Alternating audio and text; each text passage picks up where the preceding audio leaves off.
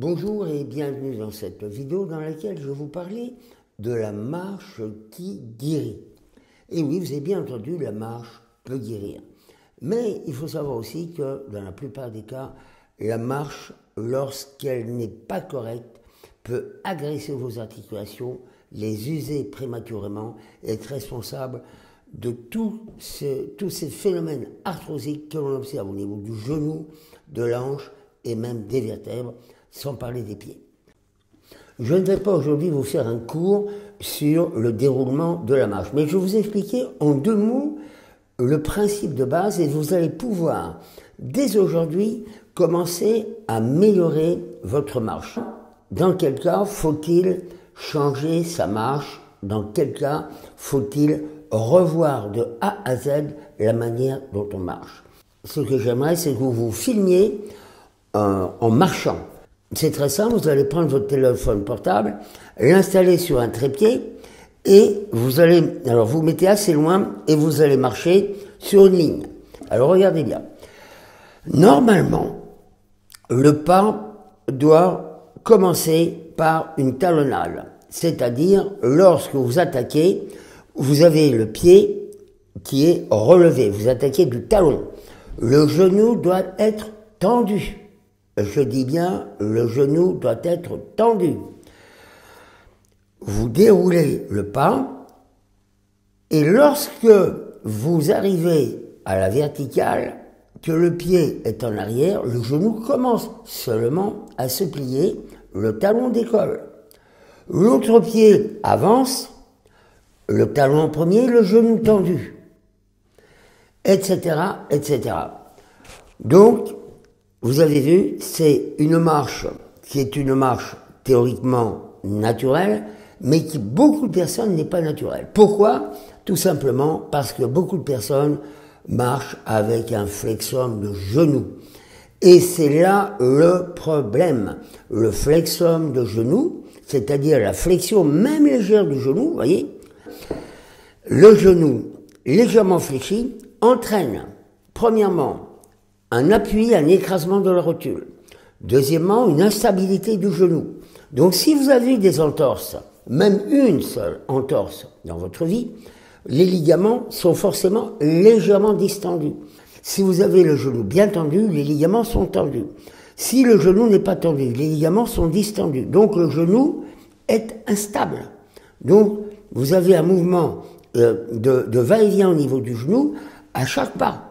Et comme vous faites entre 3 à 5 000 et parfois 10 000 pas par jour, vous faites 3 000 à 5 000 jusqu'à 10 000 pas de travers. Et donc voilà une raison pour laquelle vous usez vos cartilages, vous usez vos disques, vous distendez vos ligaments. Mais pire encore, si vous marchez avec le genou légèrement fléchi, eh bien, il y a un muscle qui ne travaille pas, ou qui travaille très mal. C'est le muscle interne du genou. Quand vous contractez le genou, vous voyez, sur la petite vidéo ici, vous voyez se contracter ce qu'on appelle le quadriceps. En fait, vous en voyez trois. Vous voyez le vaste interne, le vaste externe et également le crural. Il y en a un autre en dessous qu'on ne voit pas. Donc ce muscle-là, qui est un muscle qui verrouille le genou, s'atrophie et votre genou perd en force. Donc vous devenez petit à petit incapable d'étendre complètement le genou. Donc je voulais vous parler de ça. C'est quelque chose de très important. Vous voyez, vous pouvez réapprendre à marcher quel que soit votre âge. Je réapprends à marcher à des personnes de 50, 60, 70, 80 et même 90 ans. Et lorsqu'on apprend à remarcher, la vie change. Parce que si vous corrigez vos genoux, automatiquement, vous corrigez votre posture générale. C'est-à-dire vous aurez de meilleurs appuis sur les pieds, de meilleurs appuis sur le bassin, votre tête va se normaliser, se mettre plus en face de la colonne vertébrale, et un grand nombre de vos douleurs vont disparaître. Voilà, je vous développe tout ça bien sûr dans mes vidéos longues, mais au moins vous savez de quoi il s'agit. Voilà, je vous dis à bientôt pour une autre vidéo.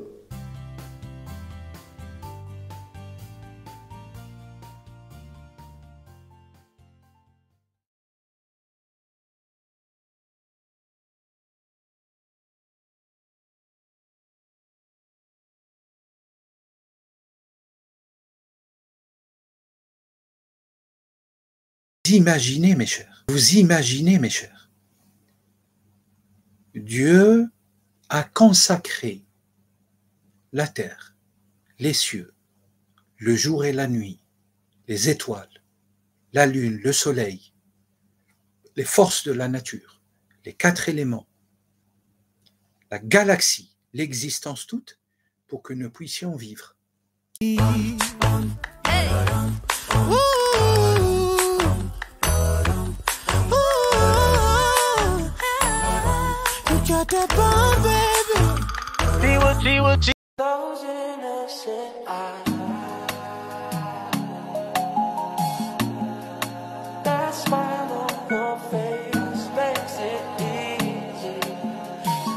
Tout est soumis à nous pour que nous puissions vivre, respirer, manger, se balader, faire du bien ou faire du mal,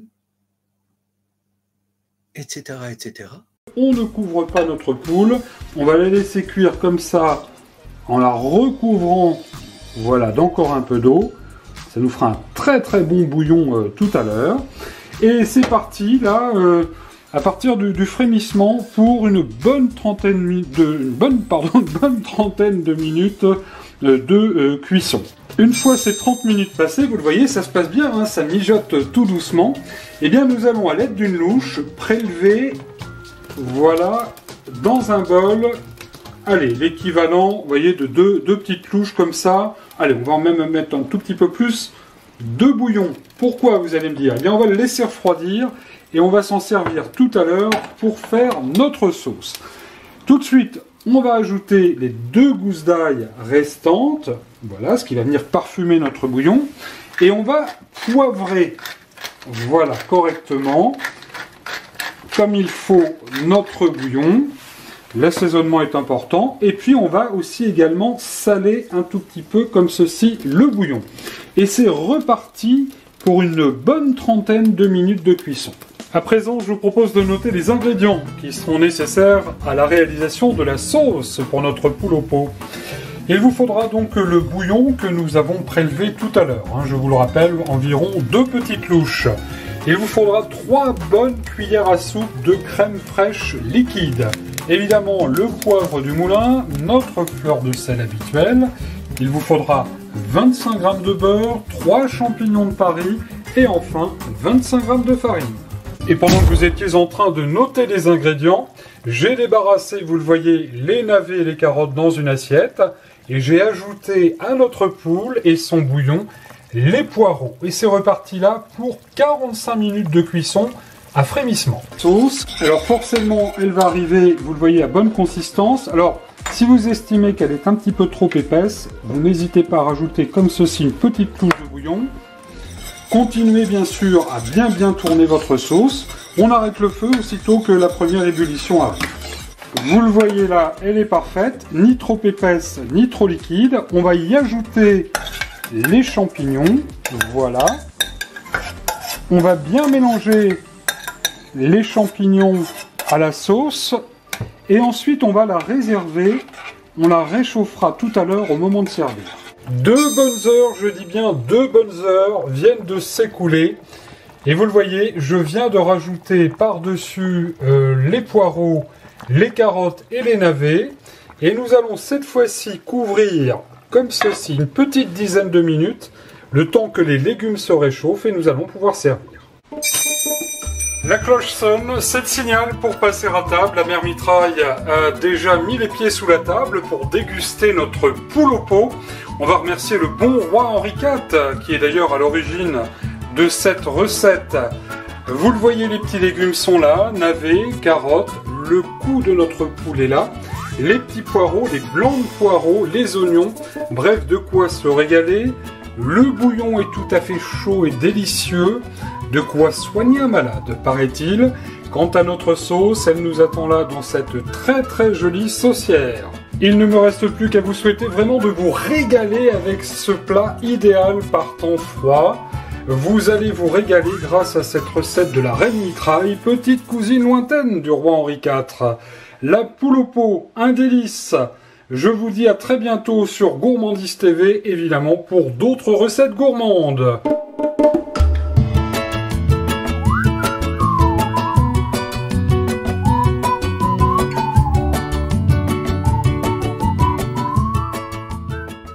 Bon appétit, bien sûr. La NAC, ou N-acétylcystéine, est un dérivé de l'acide aminé soufré L-cystéine.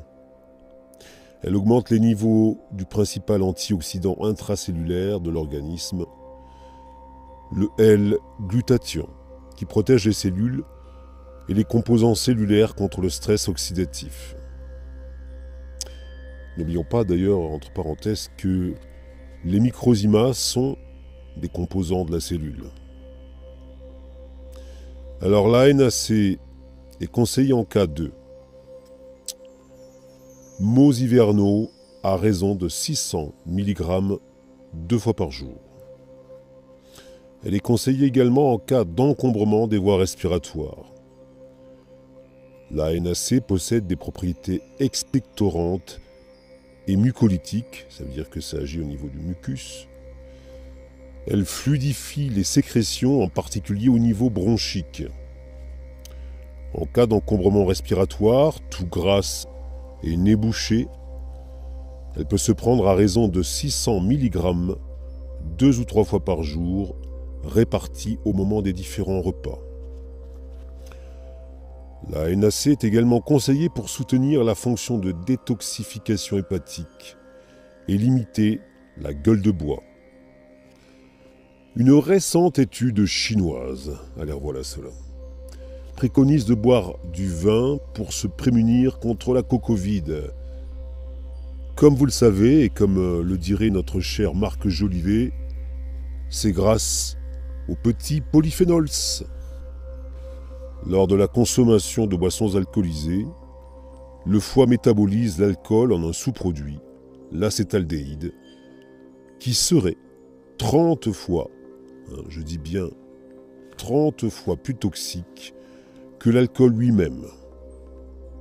Ce sous-produit de, on va dire, désassimilation, favorise la production de radicaux libres, provoque la glycation des protéines et fait chuter la production de glutathion. Cela viendrait contredire étrangement l'étude chinoise susdite. Étonnant, non? Alors qu'est-ce que la glycation? On parle également de réaction de Maillard. Vous savez, les fameuses molécules de Maillard. C'est vieux, ça.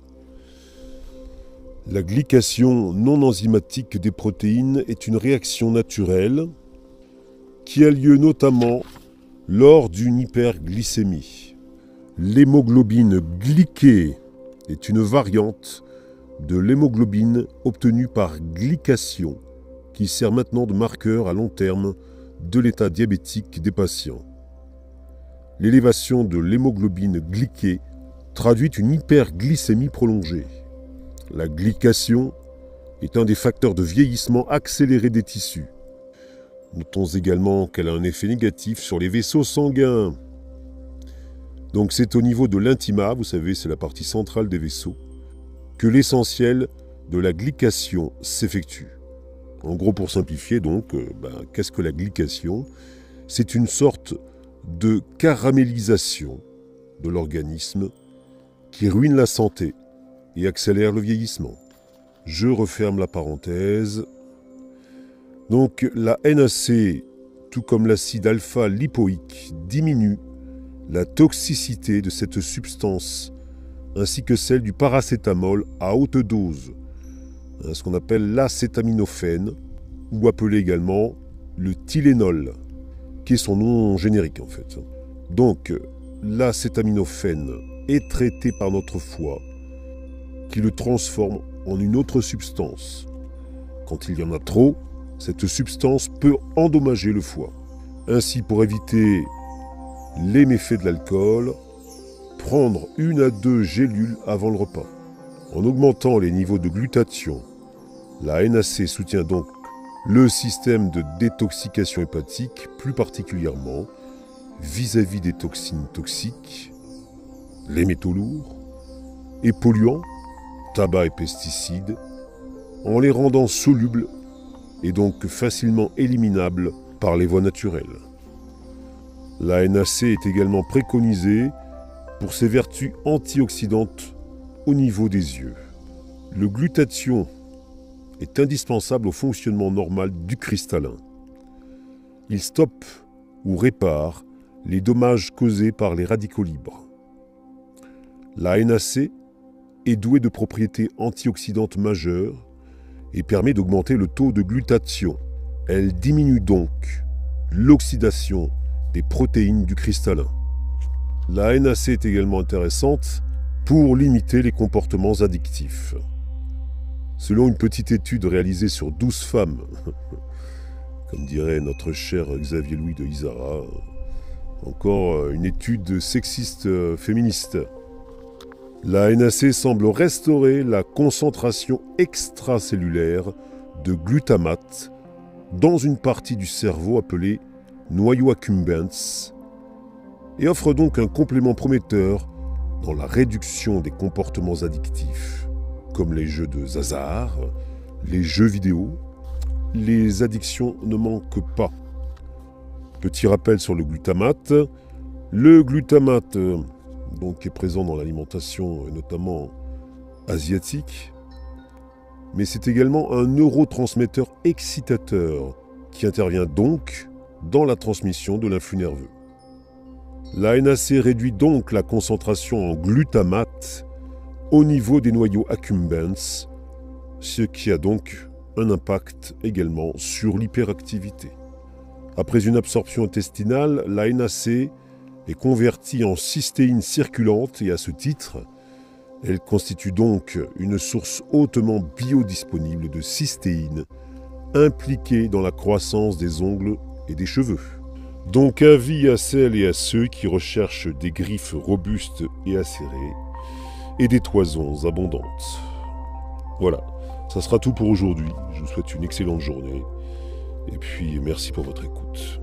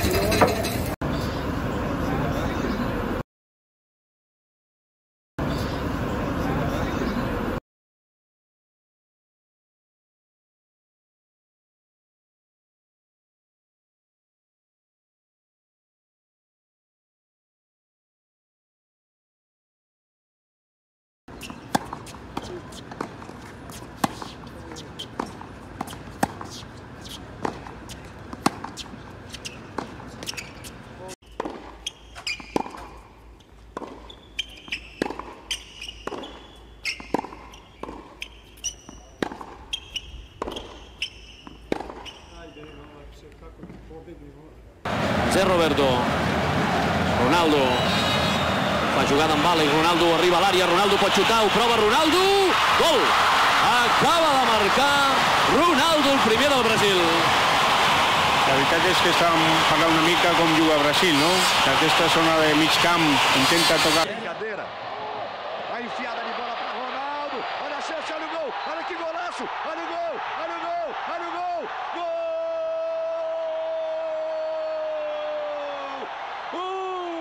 Golaço e é do Brasil! Brasil! Barrichello, depois o motor não resistiu. Lá vem o Brasil, Romário. Agora Ronaldinho capricha. Esse é Ronaldinho. Gol!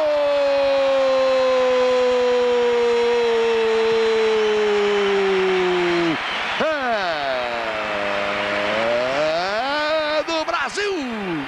Brasil!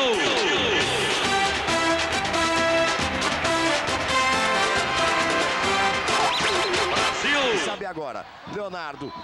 Lançou para o Ronaldinho, saiu muito de trás o Ronaldinho. O recuo, vai Ronaldinho, brigou pela bola. Ganhou do goleiro aí, Ronaldinho fez a fita! Fez a fita! Gol! Golaço! É do Brasil! Brasil! O homem do jogo. Lá vem ele, partiu o Ronaldinho. Essa posição legal. Ronaldinho botou na frente, pé esquerdo, bateu. Gol!